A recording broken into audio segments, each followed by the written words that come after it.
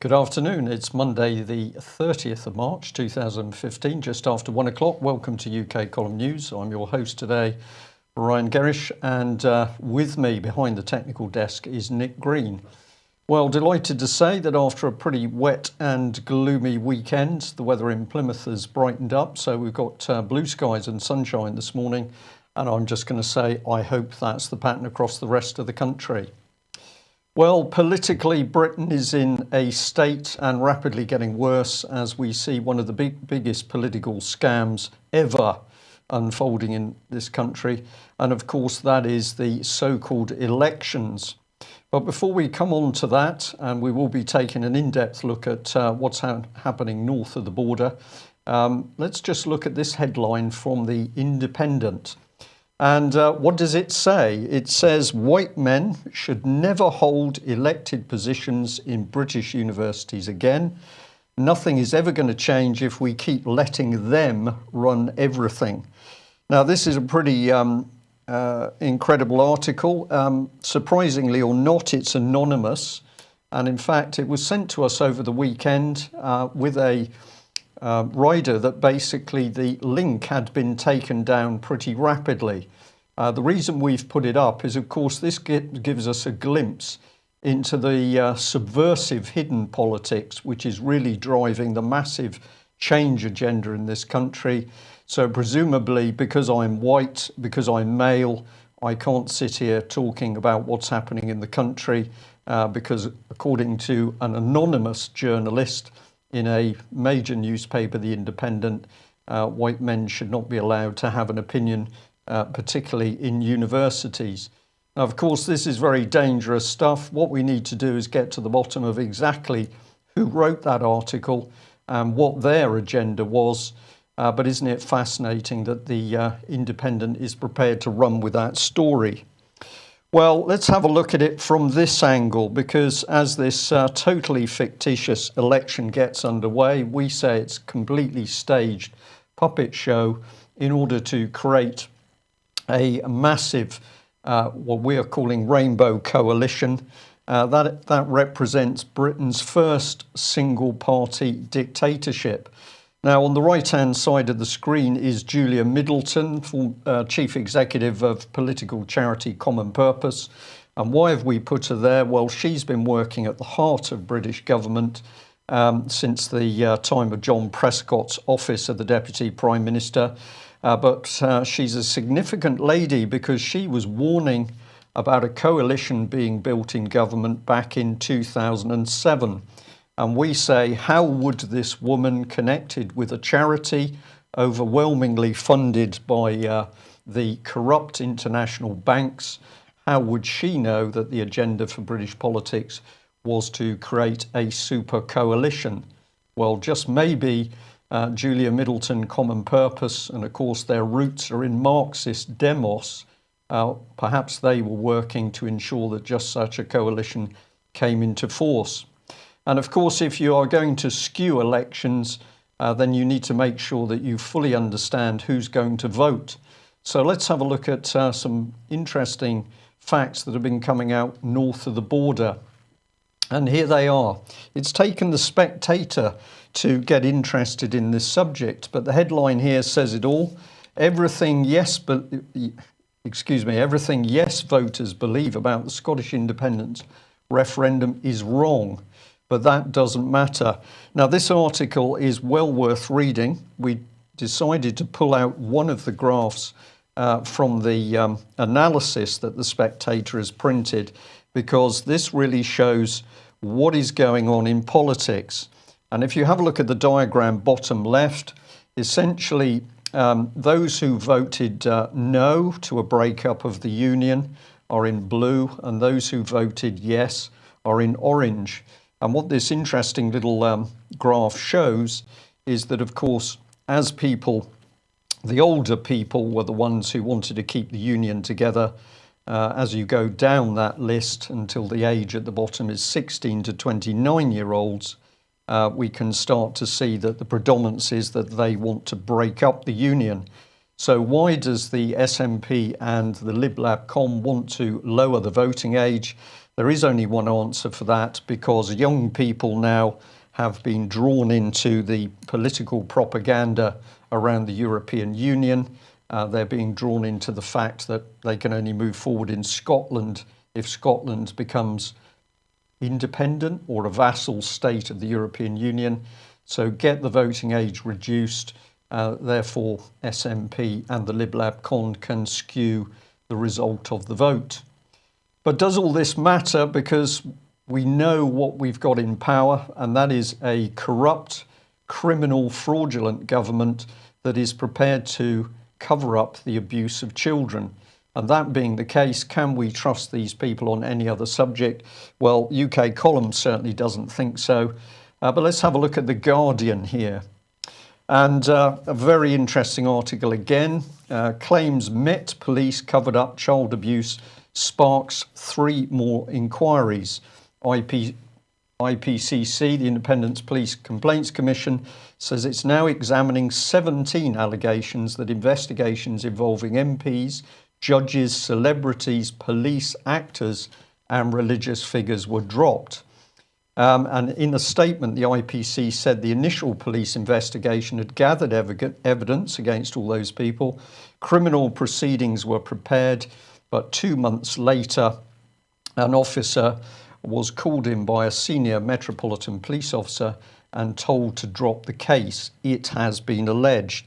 Now, of course, UK Column has received very interesting information from former police officers.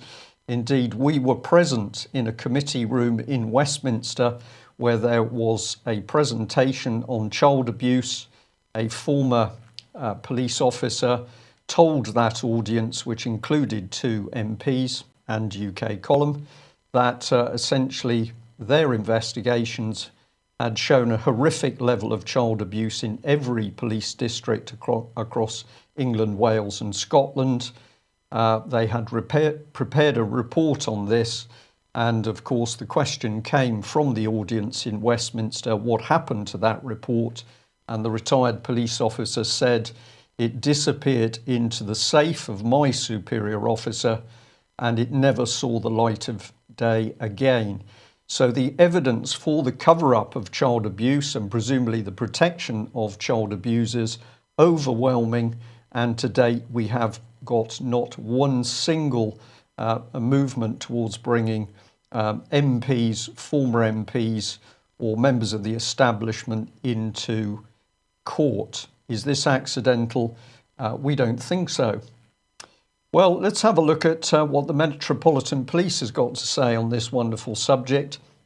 We'll take you back in time to June 2014, where the Metropolitan Police proudly boasted an independent review into rape investigations. And we just wondered who the Met would choose to investigate their record on sexual crimes. Well, we can help our audience today. Let's have a little look. Should come in, and here we are. Commissioner Sir Bernard Hogan-Howe and Director of Public Prosecutions Alison Saunders have appointed Dame Eilish Angelini to conduct a victim-centred review which will help both organisations to build on the improvements made in rape handling since the 2010 Stern report. So let's have a look at the track record of the 3 individuals who are now helping sort out child abuse. With no apologies, we think the 3 monkeys figure: see no evil, hear no evil, and speak no evil.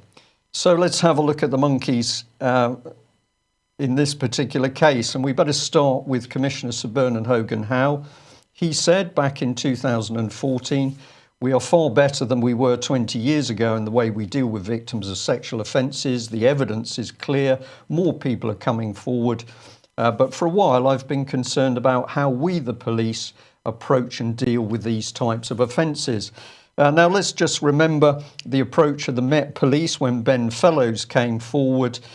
His family brutalised, scared. Ben had to leave the country. And when he returned, he was immediately arrested and is now charged with perverting the course of justice. A fine advert for what child abuse victims can expect under the Met Police.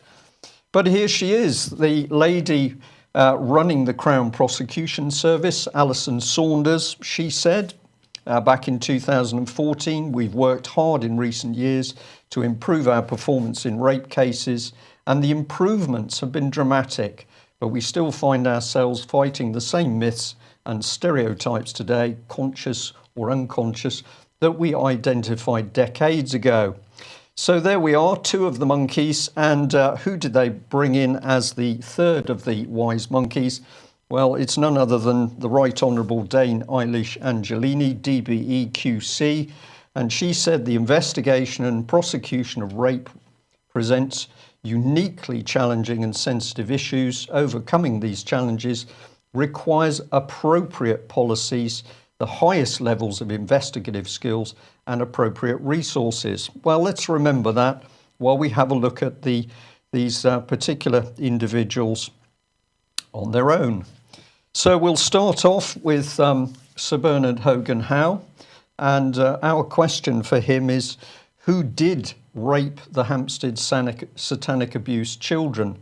Because at the moment the judge seems to have ignored this, Judge Palfrey, and so we'd like to ask Benedict Hogan-Howe in person who committed the rapes of those two children and whether he has any ideas. Well, he's certainly got some ideas, because the local Hampstead newspaper pointed out recently that the police have launched an investigation into the mother and her partner, the two individuals that originally reported the abuse of the children to the police. It's described as a fantasy in the local paper. And we better bring in the Mirror, who says here, evil ex-wife who forced children to claim father was leader of satanic paedophile cult is now hunted by the police. So well done, Metropolitan Police under Mr. Hogan-Howe. Who do you persecute when somebody comes forward to report child abuse? Well, victimise the people who come forward to report that abuse. Am I making this up? Well, let's have a look at number 2. Here she is, Alison Saunders, and the Telegraph here was reporting a little while ago that she was boasting tough new rape rules, one woman's quest to overturn decades of injustice. And she said, for too long, society has blamed rape victims for confusing the issue of consent. Well, who should we bring in to have a look at whether she's telling the truth? We think abuse victim Melanie Shaw is the right person. And of course, Melanie Shaw, who a few months ago was brave enough, well, in fact, 2 years ago, she initially reported her own abuse and those of others, children at Beechwood Children's Home, Nottingham. She then came forward to complain again when she had the evidence that Nottinghamshire police were telling lies over their Operation Daybreak investigation.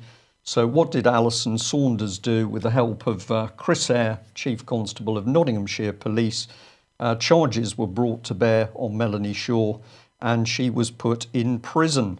She is still in prison, and at the moment she's not appeared in court for the hearing of those charges, but we have a vulnerable child abuse victim brave enough to come forward, and the state simply puts her in prison.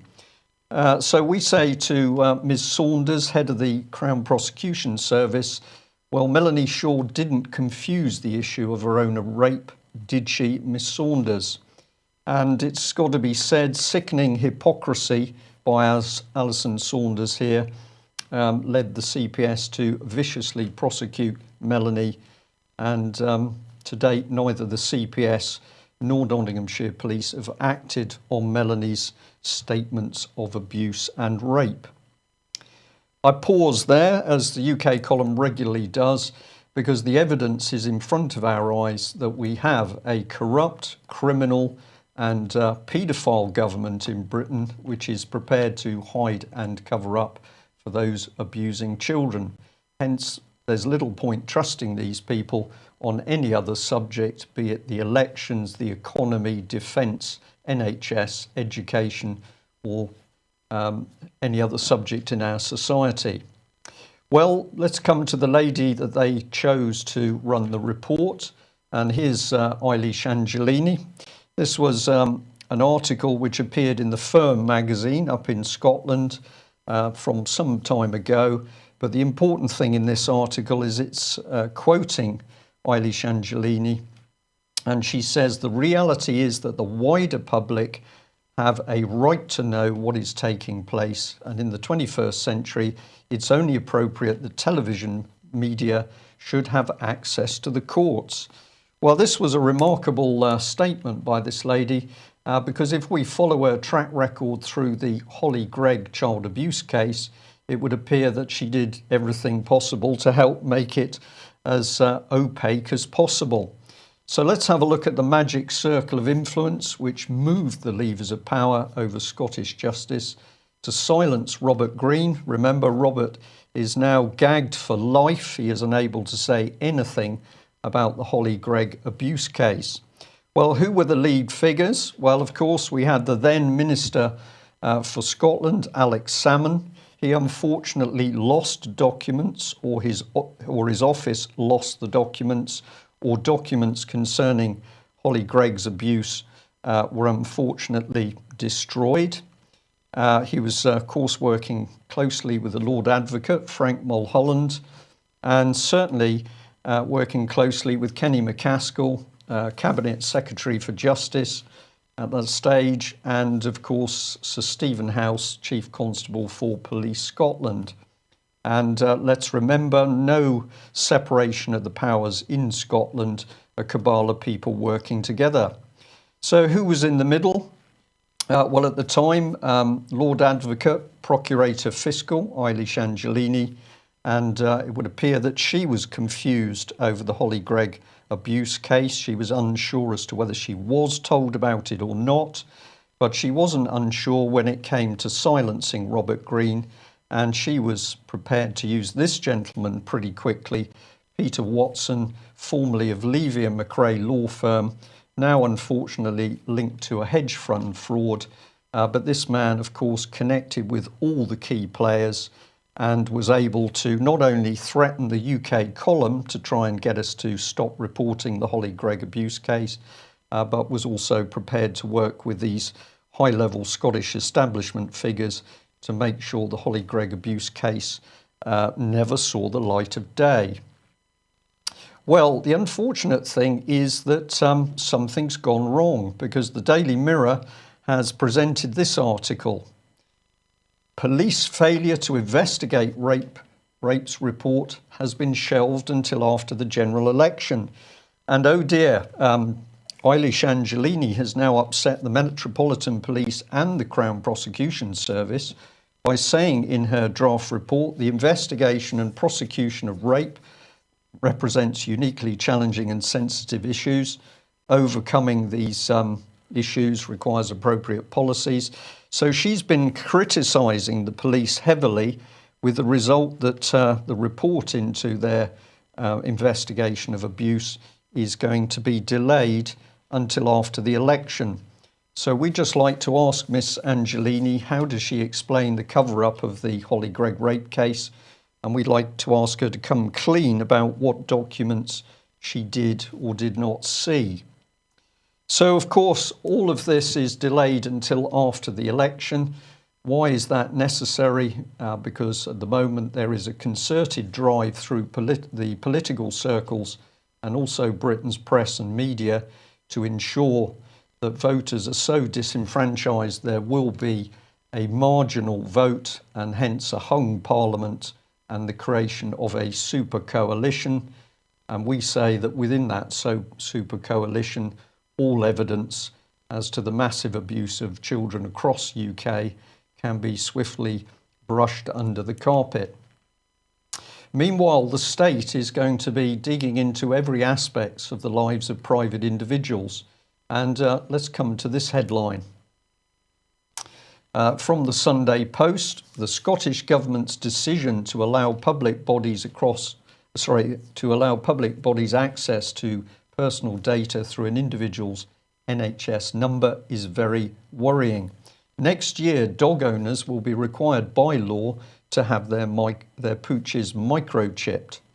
So the journalist goes on to say this: I wonder, though, how long it will be before we're all microchipped, assimilated and logged into a national supercomputer.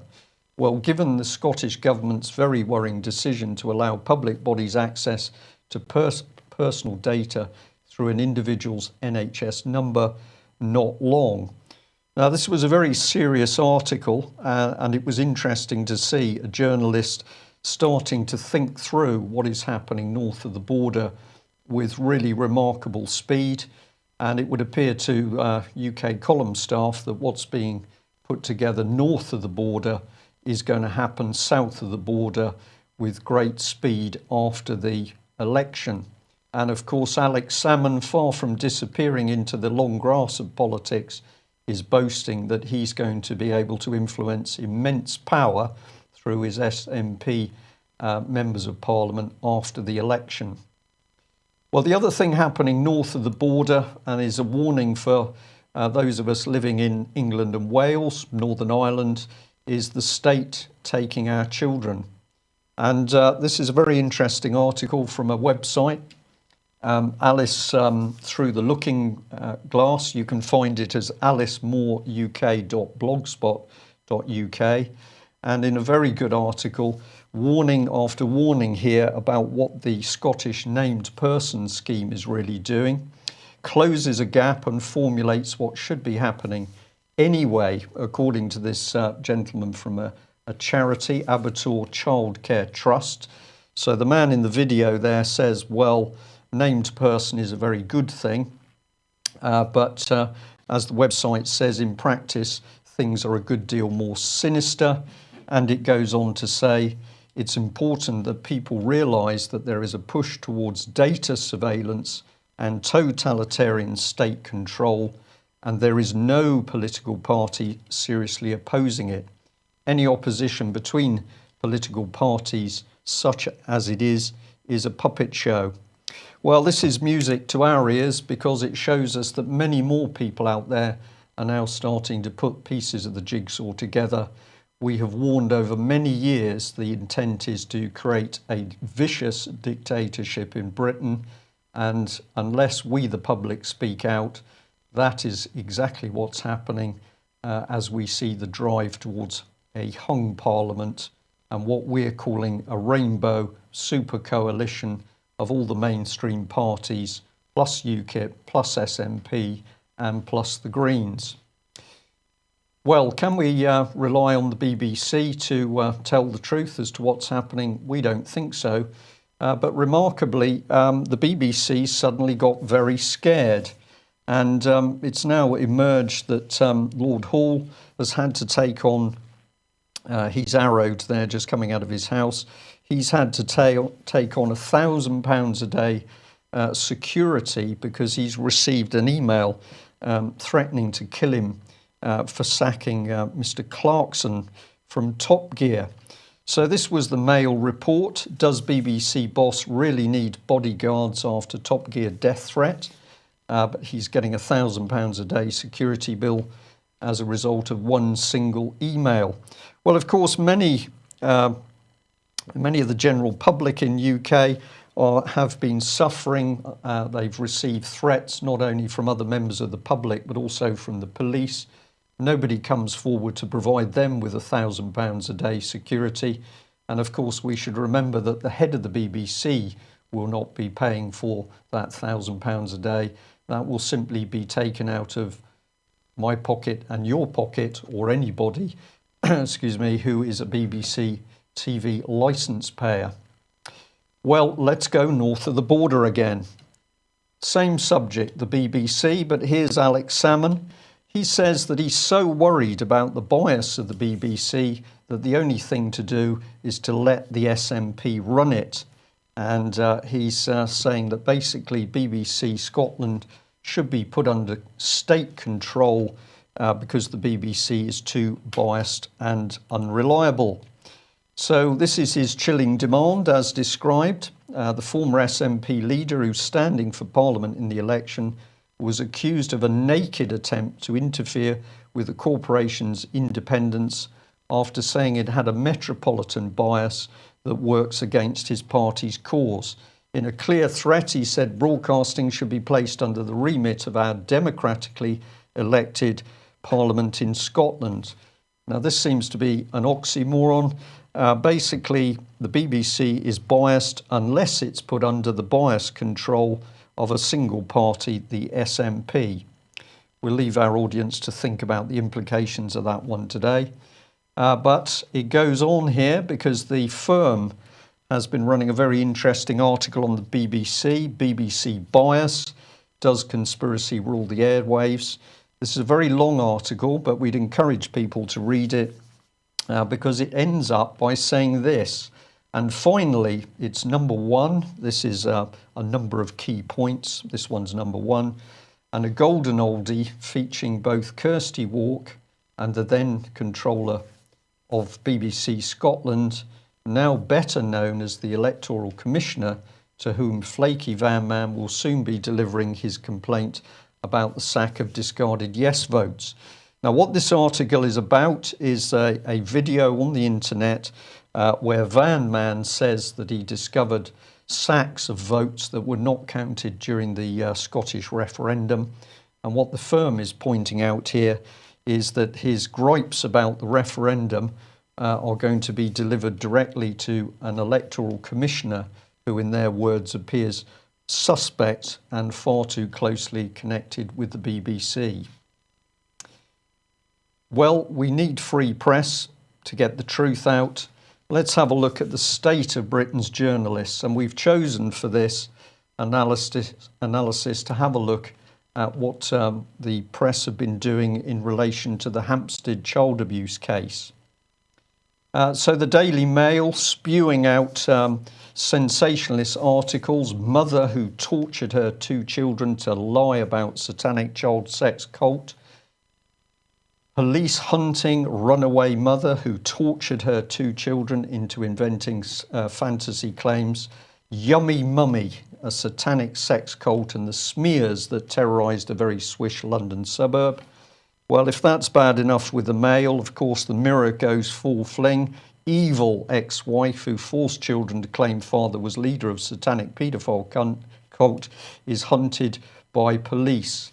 And let's look at these journalists. So from the Daily Mail, we've got David Wilkes, Paul Brachy, Tim Stewart, Stephanie Condron, Kylie Baker, and it's a Tim Stewart from the Mirror. Well, we were so incensed about these stories that we contacted the Daily Mail. We spoke to Tim Stewart, Stephanie Condron and Kylie Baker, and we were really astonished at what they told us because they told us they were delighted that they had a judgment from a secret court under Judge Palfrey because that meant they really didn't have to do any investigation. They could simply report what she said, and the legal teams within their newspapers were not going to challenge them at all. So when I pushed, where did you get your information to report this story? Have you met the mother? Have you met the partner? The answer was no. The investigation had simply come from the judgment from Judge Palfrey and from research on the internet. So my next question to Kylie Baker was, how do you explain the fact that children have been abused as reported in the medical report? And since they've been abused, who abused them? She said that she was totally unaware of that medical report, even though it was freely available on the internet. So we decided to give her a little bit of help. I emailed her on Friday. This was the email.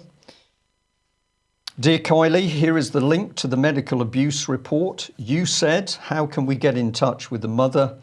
My reply, do you really expect the mother to risk talking to the Daily Mail when you and other male journalists have simply regurgitated the word of a single judge and then run a cheap character assassination with no substance? And I then put some questions. Who abused the children? Judge Palfrey didn't bother to address this vital aspect. Why do you believe the word of the local authority when all across the UK local authorities are being shown to have seriously failed to protect children? Why do you accept the word of the police who are being shown to have been negligent with child abuse cases and or dismiss victims so that they were abused again and again? Why were Met Police warned off the case? Why were the police allowed to lead the children in their interviews, all available online? Why would a mother and her partner, who you claim are abusers, then go to the police and social services in the first place?